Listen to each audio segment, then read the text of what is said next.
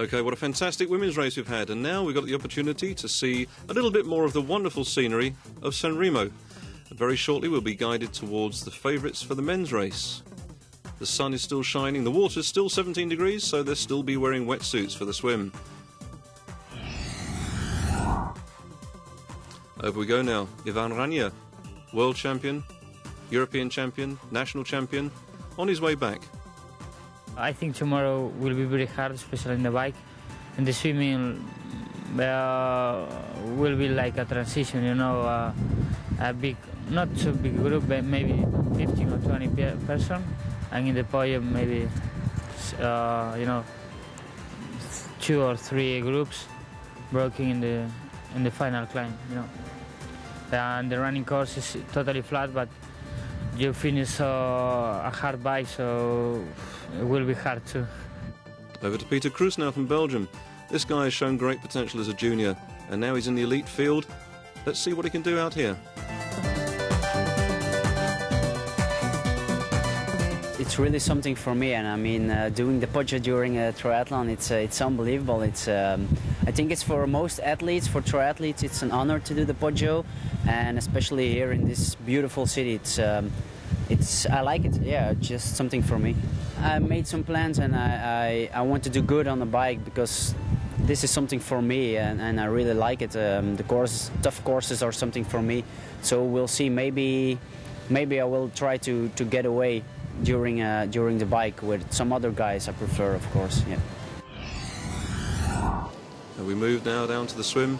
Lovely sandy beach. They don't want pebbles under their feet for this. And here we have the concentration at the start.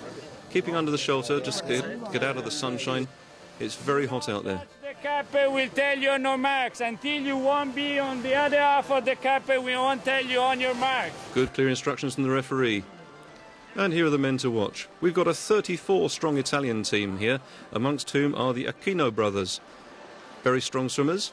And in fact, it'll be Andrea Aquino is the one to watch. He has the fastest history of swimming amongst this group. Again, wonderful 4 split shots there, and they're off. Once again, they'll be diving, porpoise-like, through the water. And if you look to the top of the screen, there we see some long strokes underwater. I guess the guy out there is using a very strong leg kick to get the advantage. For the first 50 metres or so, it's very difficult to get any form of stroke because the water is so shallow. But very soon, off they go. We were lucky to hear from Peter Kroes later on that it was very tough out there. Every stroke you took, you found there were waves pushing you here, pushing you there. And his main concentration was not to get an awful lot of water inside him. The last thing he wanted was that. He held on as much as he could because he wanted to be very close to Ivan Rania. However, he wasn't able to hold on to Čubrić because he and Dan Brook worked very hard.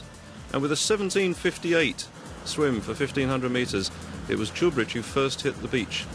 As you can see, the big swell out there, it makes it really tough. This is, as we said earlier, is a swimmer's swim. Nice clear shots of a good stroke there.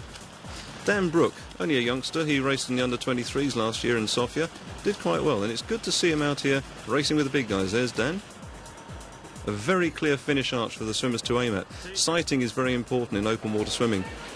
Take your eyes off the arch for a minute and you could lose valuable metres. In they go into the transition area. As we said earlier, it is essential you get your wetsuit off as quickly as possible because as soon as it begins to dry out inside, it's a devil to take off. We've seen people lose races simply because they couldn't get the wetsuit off in transition.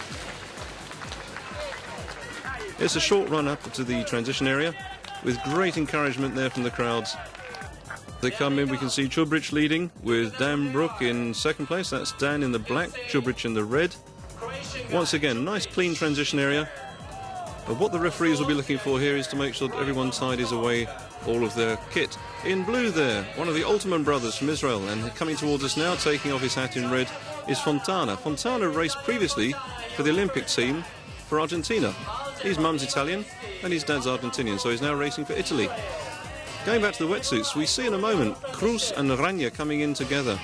Rania will be on the left-hand side, and unfortunately he doesn't put his wetsuit in the box provided. This isn't penalised because it doesn't really affect anyone. He hasn't gained any advantage, and the referees are proactive and take the common sense approach. Look, it's synchronised T1 here, and off they go. Unlike the women's swim, which was a clear lead for Dibbons, here we have a group going out with barely 15 seconds separating them. A huge group led by Čubrić, who was 17.58 for his swim, Dan Brown 17.59. This group can create some speed if they work together. Will they work together, or will they just take it easy and just wonder who's going to get the run? We move out now to the breakaway group of Ballerini, Čubrić and D'Aquino. These three, a lot of communication there, they're working together, taking a turn at the front, taking the wind. Only about 20 seconds at the front is what's needed, and with these three together, they should be able to pull away from the chase pack.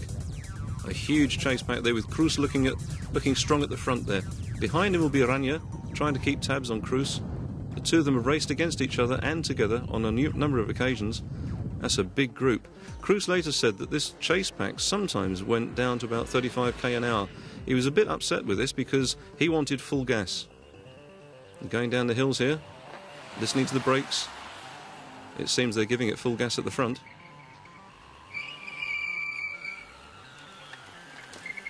These are great sweeping shots here. It's a great venue.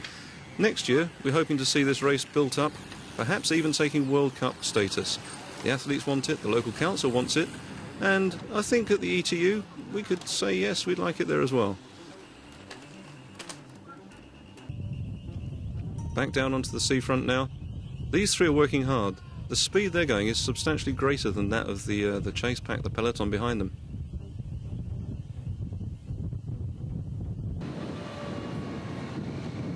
And here we are, right in the thick of the peloton. There doesn't seem to be the urgency here that there is at the front. And we go back to what Peter Cruz says. He was upset. 35 kilometers an hour isn't really pushing it. In fact, that is going to be shown when they go into T2, because the lead group of Ballerini, Čubrić and Andrea D'Aquino have been able to build up a lead of 1 minute and 45 seconds. D'Aquino did this before. He knows that if he's strong enough to get away on the bike, he might have a chance on the run. Perhaps his thoughts of heavy metal music, grilled meat and triathlon, those are the things that drive him, he says. And he races for a Carabinieri race team in Italy, along with his brother. Off they go, 1 minute and 45. 10k, is there going to be enough space between them and the chase pack to keep the speedy guys of Cruz and Rania away from them?